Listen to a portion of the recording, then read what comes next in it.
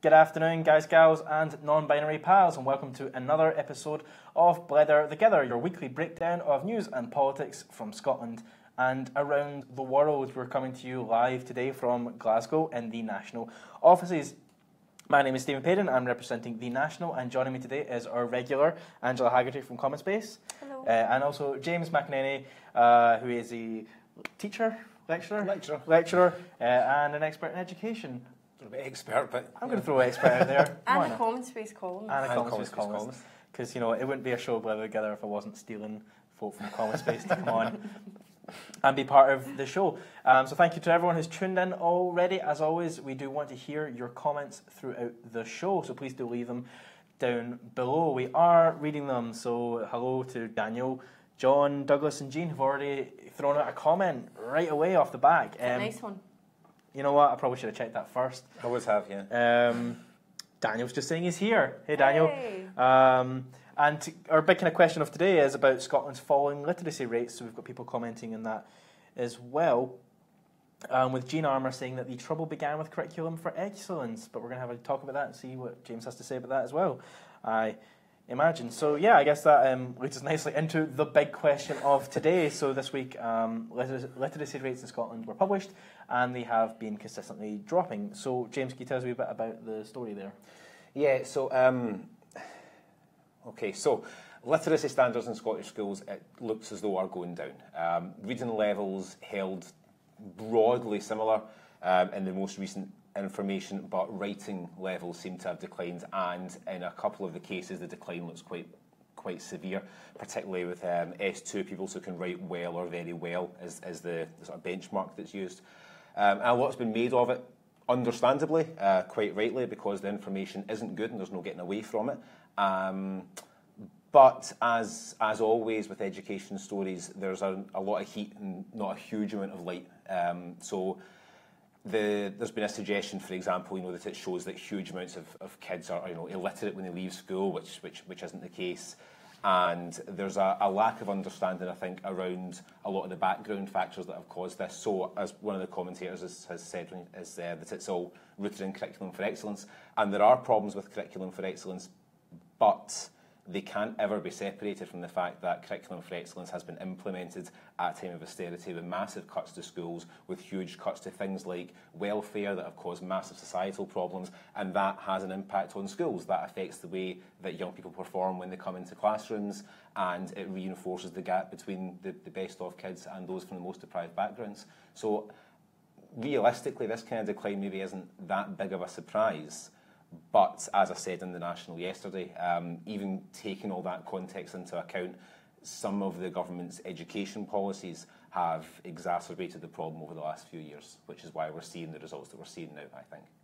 And what do you think those policies are that are causing the problems? Because I know you've been quite outspoken against standardised testing as well. Yeah, so the policies that are coming are likely to, I would argue, make it worse at best. They won't improve anything or make anything much worse, but I think we could see quite a series of problems coming from them. But there have been issues for years now. So the big problem in Scottish education, really, and it's a problem that's rooted in both the Scottish Government and councils, is to do with teacher numbers. So there are 4,000 fewer teachers in Scottish schools compared to 10 years ago, and there's no getting away from the fact that if you take 4,000 teachers out of the system is going to struggle. And then you add into that, I think Unison had a report out in January that highlighted a loss of over 1,000 support staff from schools. That's technicians in science classes.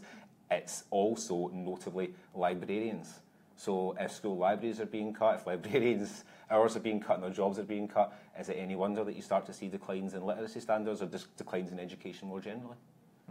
And to bring in a question from AJ McKinnon, they're wondering if this is something that's particular to Scotland at the moment? Depends what you mean, the decline in literacy. Let's go. If decline in literacy, different figures for all different countries. Some countries getting better, some getting worse. I'm actually not generally of the opinion that there's a great deal to be gained from comparing this kind of performance to other countries. I'm never kind of keen to look at it and say, oh, but England's worse or other countries are doing better. I would rather look at it in terms of what's going on in Scotland and try and figure out why that's the case and how it can be improved. And as I say, that's things to do with government policy. issues with curriculum for excellence, teachers been under huge pressure, and social problems as well. It all comes together. The big thing is, like, people would sometimes say, like, it can't just be the social issues because lots of countries have dealt with them, which is true. But in Scotland, we've had these massive social problems, and we've tried to introduce a new curriculum, which is hugely labour-intensive and demands an awful lot of teachers at the same time. And when you try and do those two factors coming together, then, you know, obviously there are going to be consequences. Mm. And John Swinney has said that there is a need now for reform. I mean, yes. what do you think it is that's necessary to actually sort of turn that around for Scotland? Is it just more teachers? I'd start with more teachers, yeah. Good place to begin. I'd start with putting teachers in classrooms. I'd start by putting librarians into schools. I'd start by trying to make sure that everybody had access to let's say, properly qualified librarians as opposed to just, say, library assistants. I would be inclined to look at the curriculum. I know there are people like Mark Priestley at Stirling University who's argued very eloquently for quite a while now that there are problems with the curriculum, the way it's designed, and I think that's all true. But I think really the big thing, and what you hear from teachers all the time, is stop changing things. We've had 10 years of constant change all the time, not even every few years, every few months. Sometimes you've had documents changing. Teachers can't actually just get their feet under the desk and figure out what they're doing sometimes. So in terms of, you know, rattling through ridiculous standardised tests and these governance changes, actually the thing to do would be to stop and think about where we are just now and speak to the teaching profession and actually take their views seriously rather than just dismissing it because what they say might be inconvenient, politically inconvenient. Yeah, and come back to standardised testing, like we're saying, that's something that you've spoken about before and bringing it up there. I mean, what exactly is it that is happening with that? So the SNP are trying to press standardised testing into the curriculum, but you think it's just not an effective way of gauging education? Yeah, so it was sort of the policy, I think, was accepted in a bit of a panic. So literacy standards a couple of years ago looked like they were starting to go down, and standardised testing is one of these things that looks very appealing to politicians because it gives you data, and data looks like a good thing all the time, and data is important.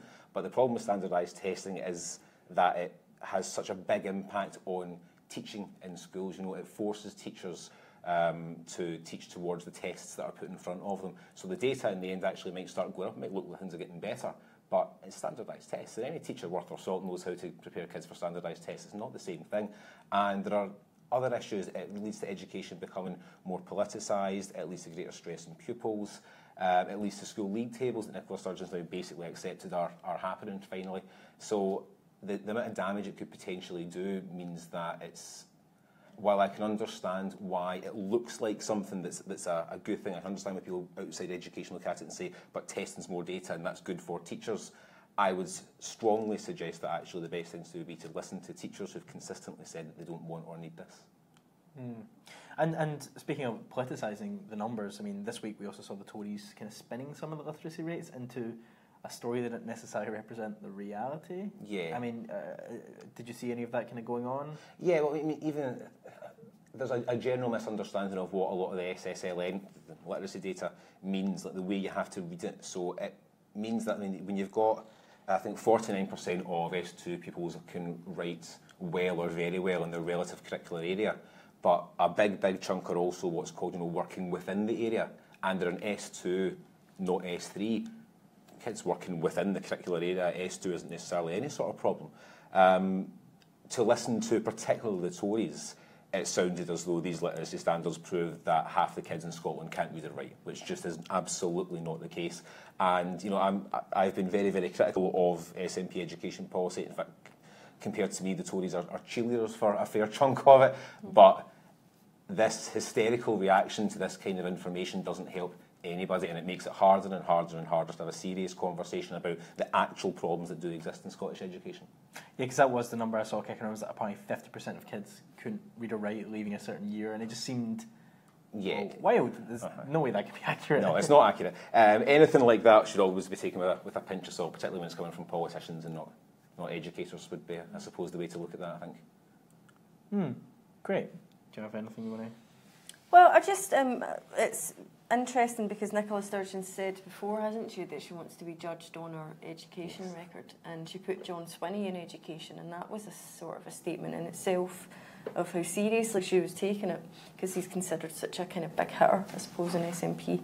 So given what he said now about the need for reform, are you detecting any sort of change of direction from the Scottish Government, or any acceptance that they're maybe not on the right path on some of this stuff? Like, where do you think it's sitting now? No, I was really disappointed when the SSLN data came out, and the government's website had the press release, and straight away the spin from Swinney in the comment was, this proves that we have to keep on with our reforms. This proves that we need to do what we've been doing. If anything, I think this is actually making them push harder for reforms that are taking us down the wrong road. That's I think the problem now, and that's what happens when education becomes so heavily politicised, I suppose. Great. Well, thanks very much for that, James. That's really appreciated. And the only reason you're actually here today as well is because of ongoing strikes. Yes. Otherwise you'd have to be in work just now. Otherwise I'd be able to be teaching just now, yes. Yeah, so what's happening with that? EIS members in colleges in Scotland are currently on strike. This is the, I think, third week of strike action, of escalating strike action, because, I don't know if some of the viewers would remember, a year ago, just before the Holyrood elections, we were on strike then. We went on strike for, it ended up being 1 day, and then it was theoretically resolved because college lecturers were fighting for national pay bargaining. So just now, teachers in Scotland have a national pay scale for primary and secondary school teachers, and in colleges there are different pay rates across the country. So there are people doing the same job who might be one person might be getting paid 10 grand less than somebody else for the exact same job in further education in what should be a public service area, and that's obviously wrong. So last year it looked as though we'd kind of won that fight, and the employers agreed to a national pay scale, and it still hasn't been implemented, and they are thus far, unless anything's changed since we came in here, they are thus far refusing to implement the pay deal that was agreed a year ago unless lecturers agree to what could potentially be some disastrous changes to their terms and conditions, particularly reducing the preparation time that lecturers have for their classes. Which is something that comes up in secondary schools and primary schools as well. The issue that teachers can only be effective if they've got enough time to prepare classes, prepare material, assess students' work, plan lessons reacting to students' work, all these kinds of things, and all the paperwork and all the bureaucracy as well that exists in education.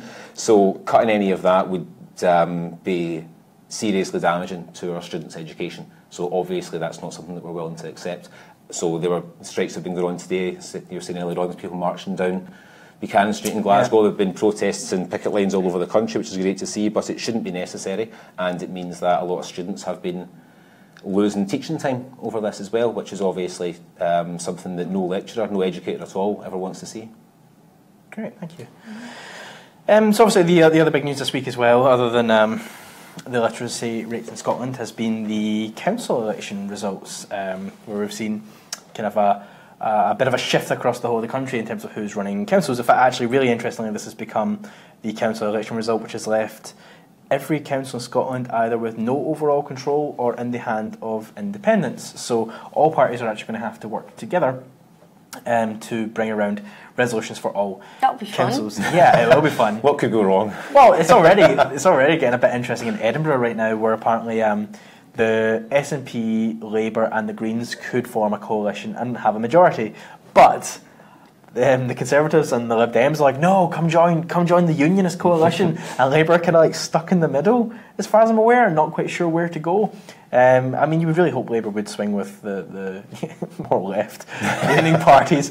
Otherwise, that's just going to continue down the route of, certain names that they've been called recently, let's say.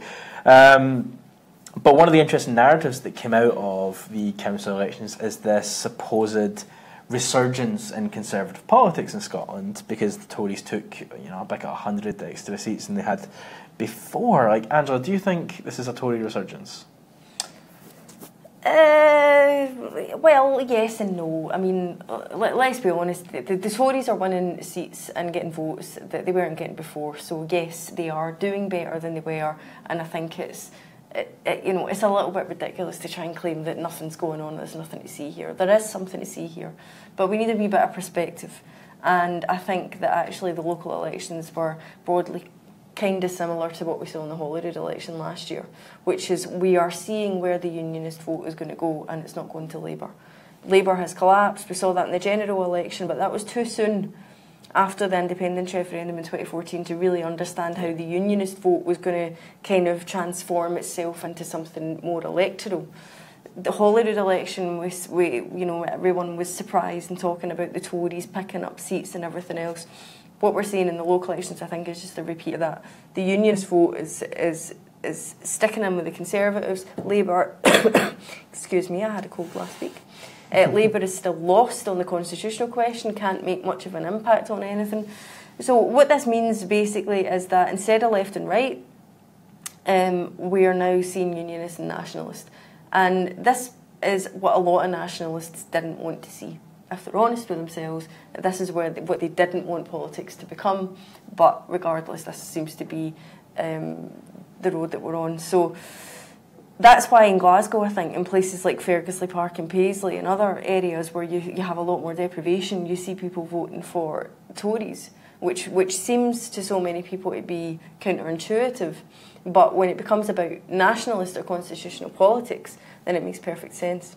So I think actually it's just really kind of confirming a direction that we already knew that we were moving in. But I don't think it necessarily means a Tory resurgence and that people in Scotland are suddenly huge fans of Tory policy. It doesn't mean that this is all about the Constitution. Yeah, I agree. Like, I don't think this isn't people suddenly like being attracted to Conservative policies and shifting back in that direction. It's literally just a shoring up of this kind of pro-union voice, I think, and I think the reason it happened the way it did was because Labour and the Conservatives ran on the same ticket of vote for us to stop another referendum, and considering that the Labour Party is seen as being in a bit of disarray, particularly with Scottish Labour, of course the people who were like their number one priority was the union went to the Conservatives. It's not policies, it's just kind of like an empty vote or a protest vote even, which I never thought the Conservative Party would become the protest vote, but here we are. Or it's the unionist vote. I mean, no doubt many of the people that are voting Conservative, it's because they believe as much in the union and the idea of their future being better and safer within the union as nationalists feel about independence. And a lot of nationalists, a lot of people, excuse me, please excuse this chest, it's very uncontrollable. There's a lot of people who supported independence who would give their vote to the SNP, but who would still consistently say that they don't feel like the SNP really is the party for them. And in a post-independent Scotland, they would maybe move back towards the parties that they think more ideologically represent their politics. So this is happening as much on the nationalist side as it's happening on the unionist side. There are similar motivating factors, it's just depending on which side of the fence you're actually on that. But, excuse me again, but the truth is we are now in the politics of the Constitution, and I'm interested about how nationalists feel about that, because so many didn't, like, you know, a lot of I know a lot of people who moved from no to yes because they were so impressed by the non-nationalism of the independence movement, the fact that the politics weren't like that. How are they going to be feeling about things? Is that a demotivating factor? And if it is, are we going to see that maybe in the general election results? Mm-hmm. For people like me, watching Scottish politics sort of repolarise around this issue is concerning. You know, I want a focus on Scotland becoming a better country. I want a policy focus on the things that can do that, and the concern for me is that the more this happens, and Angela's absolutely right about the process that we're going through just now, but we're grinding towards a political stalemate. Realistically, you know, people have spent the last 2 years digging trenches, and they're awful hard to move once they're dug, and they're awful hard to get out of once everything starts falling down on top of you. And my concern is that the more this goes on, the harder it's going to be to actually to break anything out of it. And I don't think it necessarily results in a second independence referendum. It doesn't definitely rule one out either. It just means that we end up in this sort of strange twilight zone where we can't really get a huge amount done, but we ultimately can't really maybe move forward, at least not as quickly as we'd like to. Everyone's saying that a second independence referendum is the thing that everybody needs, unionists and nationalists, to just settle this. because nationalists accept that if they lose it, then but 20 years or something to the next. Oh yeah, you lose a second one in succession, and that's that. Yeah, I'm not sure that does settle it at all, because let's say we have a second referendum, and the result is 47-52 this time, rather than 45-55. Then that say it's in favour of independence, 52-47. It just, to me, doesn't settle it. I still think that you're going to have a very strong unionist vote that doesn't want to leave in such a small margin. I don't think that. That said, Brexit is 52-48%, and it's amazing to me. Apparently that's a solid mandate for settled well with the people. Well, what surprises me about that is how little kickback actually you have from Remainers to say that's tiny. That's a tiny amount between, and such a huge decision. You would have thought that you could have made a very strong argument to say that's not good enough, that's not clear cut enough, we're going to have to rerun this, we're going to need to look at this again. But excuse me, nobody's making that argument. Do you know, on Friday I went to the count with this cold. There you go. That's dedication. Any sympathy would be more than welcome. Yeah, but what I think is amazing is, if I remember it rightly, I'm pretty sure Nigel Farage, on the night of the Brexit vote, when it seemed like it was going to go against him, and everyone was all like, "Oh, it's going to be fine," he said, like, "Well, if it's something like 52-48, then it's not settled, and we have to have another referendum on it." And then it came out that way in the opposite direction, and he's pretty happy with the results, so that sort of disappeared. There's an argument with these kinds of campaigns and these sort of referendum-based campaigns that the only thing that ever settles it is a yes, essentially. So if a question of do or do we not leave the EU, the only thing that ever stops it eventually is when people eventually say yes, let's leave. Because when people say no, the people who feel like they're campaigning for something say, well, just because we lost doesn't mean we stop. The same way pro-independence campaigners have said, just because you lose a vote doesn't mean you stop believing in something. And that ultimately the only thing that eventually stops it is when it happens. But it's a time frame thing, Let me ask people in Quebec how long it takes to get through a process like that. But I think my frustration with a lot of it is that, I understand that this has become the thing that all politics is now wrapped around, and it to arguably the detriment of other policies and ideas that we could be discussing just now. But in a way, it wasn't necessarily the pro-independence side that brought that around. It was the Conservatives and the Labour Party making everything about, we have to stand up against independence, you have to vote for us to stop another referendum. And they're the ones who have ultimately made all political issues all focused around this constitutional lens now. Whereas in a way, arguably the Greens and the SNP said, yeah, there'll be another one, but we need to work out when that'll be, and it needs to be in a realistic time frame. Then Brexit came in and kind of threw that to the side a little bit. But it's ironic, isn't it? Because Ruth Davidson must be loving Scottish independence, because it's given our party a purpose that it's failed to find in Scotland for decades. Yeah. And a platform to run things, it's not their policies. It really suits the Scottish Tories to keep talking about independence relentlessly, endlessly. Yeah. And it's quite an odd... there's an odd psychology going on with that, when they are the party to stop it, but they have to keep you locked into the mind frame of thinking about it in order to stay relevant. So they've definitely been able to capitalise on it. But I would say that, well, just to throw it in there, and it's a slight tangent, but while we're talking about independence and the Constitution on that level, I would be saying, I've said on the show before, if we see a big Tory landslide and we see the Tories picking up seats in Scotland, I think we need to start actually talking about devolution and how safe that is. Because I'm not convinced, when I see the Scottish Conservatives, when I hear them talk about Scotland, when I see their approach, their political approach, I find it fascinating. And it seems to me that they don't see Scotland as its own kind of an entity with its own parliament, which makes decisions over certain issues that we have control over. And I wonder whether the Tories ultimately see devolution as a problem, as something that will probably lead to independence, because a lot of commentators would probably say devolution has been a process towards independence rather than something that stopped it. And I would be concerned at this point about the powers that Scotland already has and how safe they are, how safe the Parliament is. So I think maybe we might find ourselves talking a wee bit more about that than actually independence, depending on the result of the general election. Yeah, less about more powers, more about keeping the ones we already have, which would be a very depressing conversation to have. But I One think to watch. One to watch. But more than anything, I think coming back to the council elections, I think this result has, I'd say, put an end for at least now to this idea of the Tory surge. Maybe I'll be proven wrong when the general election results come in. But I mean, they're going to win seats in the general election. They probably will, because like, or somebody will at any rate. Because I mean, like the SNP's kind of overbearingness in that, and how many seats that they took before, that was peak SNP.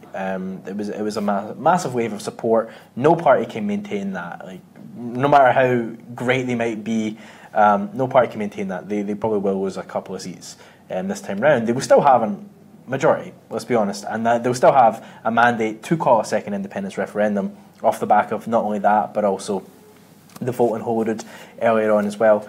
But specifically this Tory surge idea, like if you do look at the numbers, specifically in the council results, the Tories came in second place and tried to spin it into this thing as if, like, you know, we're the real winners of today, which was some incredible, like, just the brass neck of that, especially given that, like, they got 25% of the vote, I think, like, nationally, and that's less than Labour got when they were in second position in 2012. So actually what we've really just seen is Labour and Tories kind of switching a little bit, and support for other parties go up to the point where it's pushed that vote right down.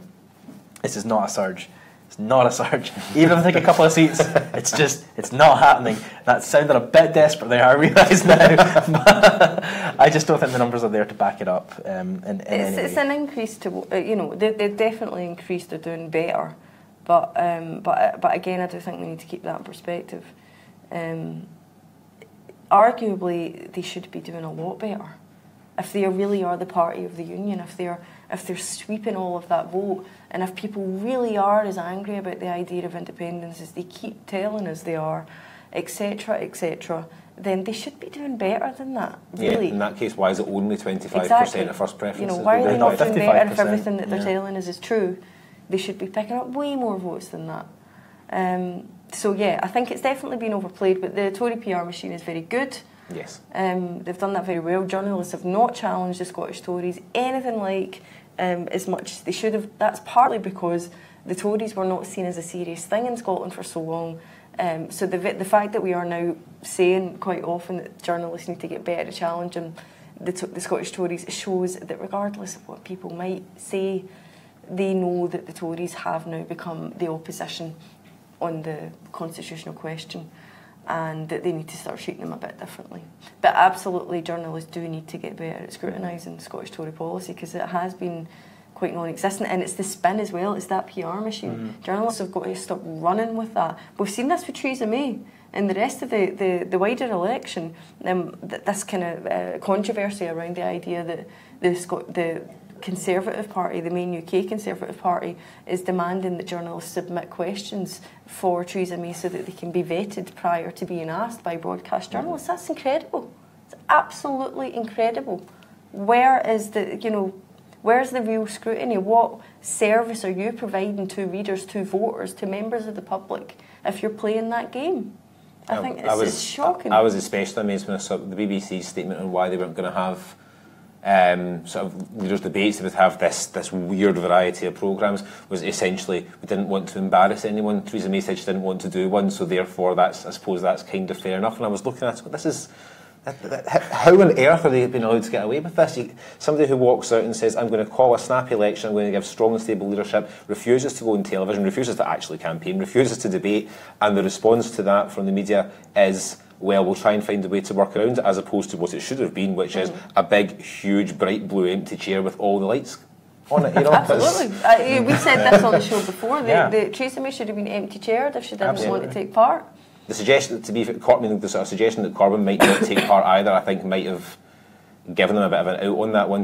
I don't understand why Corbyn gave them that opportunity, though. I know. I was kind of looking at it, trying to figure it out. Like, you know, your big opponent says they won't do a TV debate. If you say you'll do it, they'll be empty chaired with all the other leaders. To turn around to not grab that, I mean, that's as big of an open goal, surely, as you're ever going to get. And that may have given the BBC a bit of leeway to decide they weren't going to press ahead, that maybe they didn't feel they could actually just demand it was going to happen now. Yeah, if both kind of like the two biggest parties' leaders are like, well, we're not interested. It does seem like a massive own goal for Corbyn, though, and a complete lack of really pushing for what journalism should be, which is asking those uncomfortable questions. Yeah. Yeah, you're right. There is like this spin, this PR spin machine that's kind of creating this other narrative of what's going on. And then in contrast to it, there's the sort of other side, which is the Labour spin machine. Which I don't know. There's a Labour spin machine? Well, that's kind of the point. It's well hidden. No, that's the which was possibly strangely maybe the saddest part about the council elections was Kezia Douglas' tweet afterwards saying the people of Scotland have shown a significant push against the SNP today, and they don't want a second referendum. Only Labour can defeat them in the general election. It's kind of like, Kez, what council elections were you watching, mate? The SNP technically increased their seats and your party was destroyed. Oh man, get it together, guys. I really want them to. But speaking of elections, here's one from the past. They're never ending again. Really, are they? We're never going to talk about anything again other than elections. Because it's just going to be one every couple of months. Was it David Remnick, was it, from the New Yorker? I think it was saying something along the lines of, you live in a kind of a good sort of stable, well-developed country when you don't have to worry about this stuff every other day. But yeah, so the one of the other pieces of news this week revolved around the last general election, which was the accusations against the Conservative Party of perpetrating election fraud. So basically throughout the campaign in 2015, the Conservatives drove around this large battle bus, as it's called. What is it with buses in British politics these days? So the Lib Dems had one up here the other day. They did. They have. They've got the weird slogan on the side of it as well. It was like "Change Britain Future," or it's I don't know. It doesn't quite make sense to me. But leave the buses alone. Now we get more buses, more boats. That's what we need. More planes. Campaign boats going up and down the Clyde. Up and down the Clyde. Yeah, it almost happened during Brexit. There were plans for the flotilla in the Thames. In the Thames, there were plans for the Clyde as well, but it fell apart at the last minute. I almost managed to get on one of the boats to do some good old journalism, but hey ho. So yeah, the accusations of fraud against the Conservative Party in 2015, and this week, after a lot of investigations, they were thrown out, and no charges are being brought against the Conservative Party. So basically, what happened was this bus was driven around, and its expenses were not part of the local area's expenses, which were then declared, even though actually it should have been. And the reason no charges are being brought up against them is because all of the candidates who signed off the form saying this is what we spent genuinely believed that is what they had spent. Therefore, no fraud took place because nobody lied, except for the Conservative Party headquarters. They lied, but they didn't have to sign a form, so apparently it's okay. And it's set this really weird precedent now where basically as long as the candidates believe they're telling the truth, you can kind of get away with anything in terms of spending. That's kind of because fraud is a conspiracy. It's a decision between I think it has to be technically more than one person, where they actually premeditate the plan to do something fraudulent in order to benefit something. And I think because of that, it's actually very difficult to prove in a lot of cases, which is why. We've talked on the show again about this before, and I said then I would have been surprised to see charges coming because one, fraud is very difficult, and two, I don't think really that the law likes to interfere in electoral stuff as far as possible, because of the implications with democracy itself. So I think that the bar is probably really high. It has to be mega serious stuff before you're going to see it leading to prosecutions. And just from what I'd seen of it, I thought, I'm just not convinced. That's probably going to be slap on the wrist stuff. So I'm not incredibly surprised that it hasn't led to prosecution. Yeah, no, right. Definitely that doesn't mean that what happened was okay. No. And it does leave that worrying thing of, as you're saying, so as long as candidates are, as long as the candidates themselves don't know about it, it's fine. Then you can get away with it. Yes. And that sets a worrying precedent then, because it's basically just showing people how to manipulate the system. And this is just like almost a follow-on from like Alistair Carmichael, like when he was like, oh yeah, technically I lied, but because you couldn't prove that it was for personal gain rather than political gain, I get away with it. And he just sort of wanders off at the end of it. It's just one of these things of just basically people saying, yes, technically I cheated, but I didn't cheat in the way that you can prosecute me. So off I go. Legal technicalities, and it's infuriating because it's legally probably right, but you know, you tell the public that legally, technically, Alistair Carmichael shouldn't have lost his seat, and they're saying, but wait a minute, we have seen this guy admit to lying. We know that he lied. You can't tell us that there, you know, the legal technicalities and the morality of the issue are two very different things. Yeah. And some, you know, plenty of members of the public are going to feel like they've really been cheated over the Tory election fraud, and it's difficult to argue with them. Yeah, but we might see the fallout of some of the Alistair Carmichael stuff come up now, with Miriam Brett standing for the SNP and the. I said as soon as I saw it, I mean, I think what I said was, even I'd vote for the SNP to vote for Miriam Brett. Yeah, Miriam's Miriam's absolutely superb. Should be a superb MP. She used to work for Common Space. She did. By the way. That's when I met her. Cool. But I mean, Miriam's just an absolutely superb candidate. So it'll be an interesting fight, I think, up in Orkney between someone like Miriam and someone like Alistair Carmichael. And that's actually is the way I would phrase it. That's where Miriam is from. She's from Shetland, so that's what actually is her area. That's her local. Her local spot. Great to see. We're really interested to see how that plays out as well. So we're coming out to the last 5 minutes, so let's bring it back to the Scottish side of the general election, and not the SNP, but actually the Greens. So the Greens have announced that they are only going to be standing in 3 seats in the general election, and they have been called by the unionist side basically SNP lapdogs by standing down, and they've been called by some of the SNP as vote splitters for standing at all, leaving them in an interesting middle ground of there is no way to have won this one. They're basically this election's rise, aren't they? Yeah. So thanks for that. Sorry, James. So the question is though, is this like a strong strategic play from the Greens? It's rocking a hard place stuff for the Greens, isn't it? Because if you stand candidates, the Greens ultimately know that a fair chunk of their vote in a Holidays election comes from people who vote for the SNP on the first past the post ballot and vote for the Greens on the regional ballot. And it is understandable if there are people in the Greens who are worried about being seen to be taking on the SNP, if that might then cost them support in a Scottish election that they can actually win, when of course they almost certainly can't win any of the ones at the general election.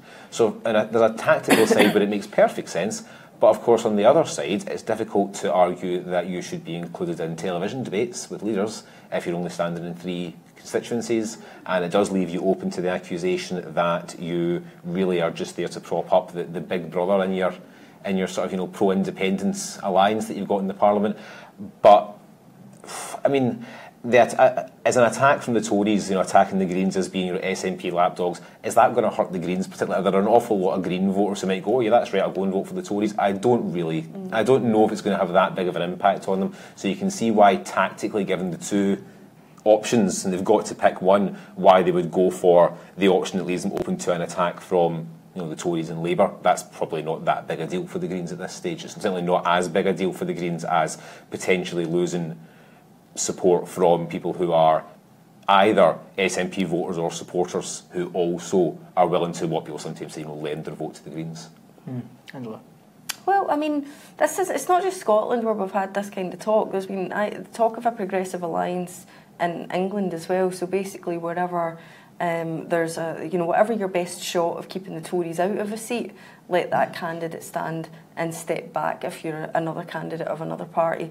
And the idea is that more progressive parties like Labour and the Greens, and I think maybe there's been talk of the Lib Dems being part of that as well, can come together for the greater good and work tactically. And the SNP's been involved in this kind of talk before. In Common Space, we published an article not that long ago, it was just before Tuesday, May, called The Election, and it was written by Tommy Shepherd and Anne McLaughlin, SNP MPs, and they were basically calling for the SNP to be more open to the idea of working as part of a progressive alliance throughout the UK. Yes, Scotland's got its very own particular interest with the SNP and independence. It wants to go a separate way. But while Scotland is part of the Union, why can't it play a positive role in trying to benefit the lives of everyone? That was the general argument. So in terms of behind the scenes and the politics that's going on behind the scenes, this talk of progressive alliances has been building for some time now, and a lot of commentators, a lot of Labour Party activists, a lot more sort of senior activists within parties have been talking about this. So I wasn't that surprised to see maybe some of that coming to fruition, but as you say, the Greens are going to constantly, and the Tories have been doing this for a while now against the Scottish Greens in the Scottish Parliament, doing this sort of SNP lapdog thing. And I think as much as the Greens might be looking at it tactically and politically and saying, okay, well, we don't stand to lose too much of our own support for blah, blah, blah, it's irritating, isn't it? It's really annoying when you're being painted as just, you're nothing really, you're just there to prop up someone else. That is an annoying thing, and I can see that Green activists and politicians might start to get a little bit ticked off by that. So I think it's interesting watching how this plays out, because, as I say, behind the scenes, we've seen all of this talk of progressive alliances coming together. If you pay attention to that kind of stuff, because you're political geeks like us, now we're seeing how the opposition deal with it. That's what's making it a little bit more interesting. What kind of tack are they going to take to try and scupper the idea of progressive alliances, and is it going to be successful enough to make it look like an unelectable thing, basically? So it's interesting. That's kind of been the push last month, obviously. Any talk of that was basically there was a poster of, was it Salmon with Miliband in his shirt pocket kind of thing, which was the talk. Tell you one thing though, I mean, the fact that at a UK wide level, the fact that the talk is, how can all the other parties find ways to work together to stop the Tories? Don't get me wrong, all for stopping the Tories.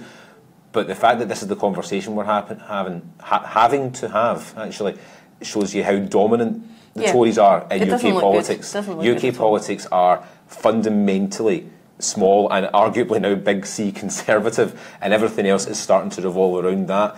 That's more worrying to me than most of the things developing just now. That if the standard ground, if the default position in all UK politics ends up being cemented as the Tories or other things that kind of scrap around and try and find ways to block them. Else, and okay, does that maybe help independence cause in the long run? Yeah, it maybe does. But I'd say so. What happens for the 5, 10, 15, 20 years in between? It's a shame, because I wouldn't mind seeing what it's like to have politics that are a little bit more tactical and a little bit more, where you could see parties actually finding a bit more common ground and working together. Got their own kind of parliament for that in the UK. Yeah, and it's a shame, because we do have this very kind of hostile politics where it's tribal, and it feels like, it's like supporting a football club really, where it's like, that's my team, and you never support the other team, and it becomes very like rigidly separated, rather than being able to say, well, this represents my view, but we need to all get on. It's better for everyone if we do find the common ground we work. And actually that's what happens most of the time in Parliament anyway. Politicians from different parties come together, they work together. You just don't see any of that when they're fighting out their battles. Well, I'd argue that with the Greens you actually have seen that. I think the Greens have actually been very upfront about the fact that they will give their support to whichever party puts forward policy that they agree with, which is, I think, the foundation of the lapdog accusation has come from, and in that sense is itself a bit of a revolutionary act. But yeah, it is frustrating to see like you said, the billboard with Alex Salmon with Ed Miliband in the pocket. As if the idea of two left-leaning parties working together is somehow a horrifying idea that must be stopped. Maybe it is for a lot of people. That's a fair point, actually. I might have fallen into the speaking as if everyone agrees with me bubble. I think it's just because people aren't used to that. That's not the kind of politics that we've had.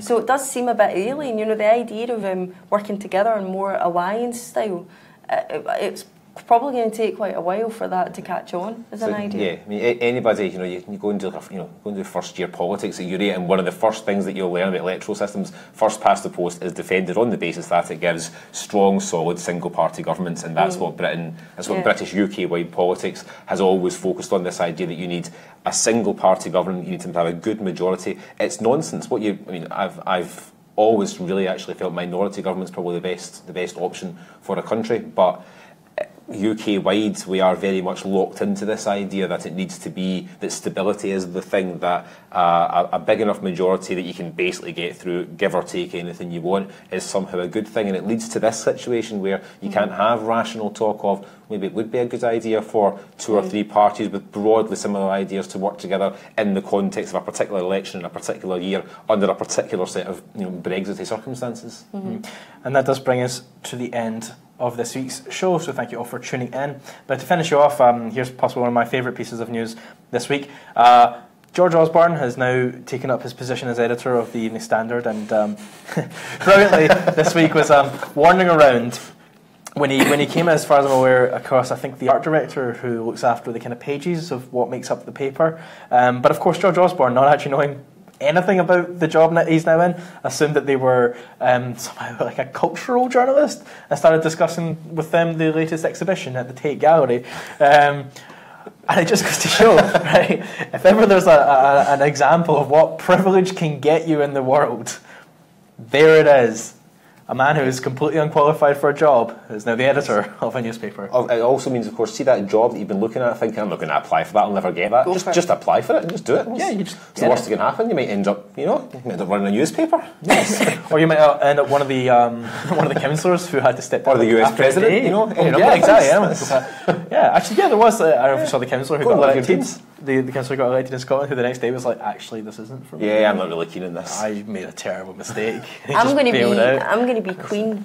Yeah, I just think for that one. You know what? If you can dream it, you can do it. Yes. And we're going to end the show there. So thanks for everyone who watched and commented and shared the video and all that. As always, we were scrolling through your comments, so thank you very much for taking part in this week's show. We will not be back next week because I'm on holiday. So, I know, right? Right in the middle of a general election as well.